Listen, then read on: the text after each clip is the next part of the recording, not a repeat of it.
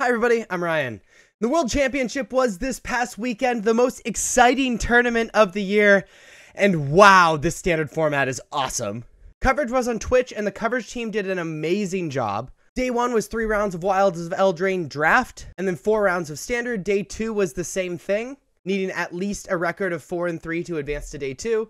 And then Day 3 was the top 8, which was all standard, competing for over $1 million in prizes, and a maximum prize is first place getting $100,000. The metagame had a decent split of decks, with 19% of the field being Esper midrange, being the most popular deck by quite a bit. Mono Red Aggro with 9.5, Esper Legends 8.6, Domain Ramp with 8.6, Golgari midrange with 7.6, Mono White Humans 6.7, Rakdos Reanimator 6.7, Esper Control with 4.8, and Azorius Soldiers with 3.8.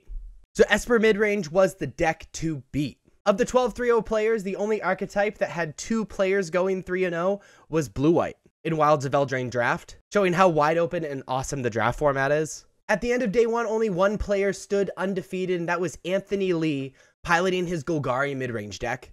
After the draft of Day 2, only 1 player went 6-0 in the 2 drafts, and that was Eli Cassis, who came in second at Worlds the previous year. He unfortunately fell short in the constructed rounds and did not make top 8.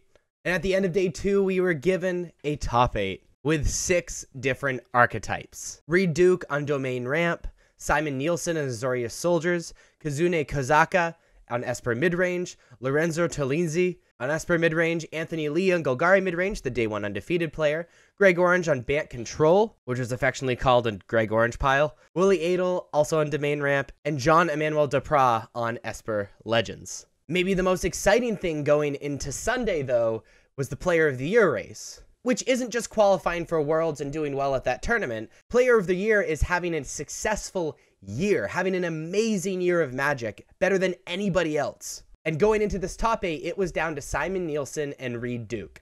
Simon Nielsen was ahead of Reed Duke, though. So all Simon Nielsen needed to do was lose in the same round as Reed Duke or get farther than him, and Reed Duke had to win 1 more round than Simon Nielsen, and that decided Player of the Year. In the quarterfinals, Simon Nielsen won 3-0 over Lorenzo. 1-3-0 over fuck, I can't say the name. 3-0 over Lorenzo Torini.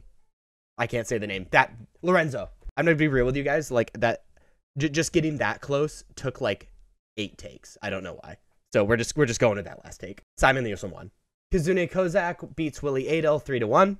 Jean-Emmanuel Depraz completes a reverse sweep against Greg Orange. And Anthony Lee reverse sweeps Reed Duke, which means Simon Nielsen is the Player of the Year. In the semifinal, Kazune Kozak beat Simon Nielsen to make the finals, and Jean-Emmanuel Depraz beat Anthony Lee 3-0. So our finals is Kazune Kozak from Japan against Jean-Emmanuel Depraz from France.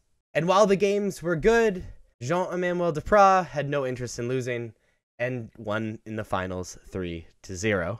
After losing in the finals a few years prior, Jean was finally the world champion. Congratulations to Jean-Emmanuel Depraz, masterfully piloting his deck Esper Legends and doing amazing in draft. If you like big tournament recaps like this, please be sure to like and subscribe to this channel. I'd really appreciate it. Check me out on social medias. Links are above me and in the description. Thank you so much for watching. I'll see you next time. Bye-bye.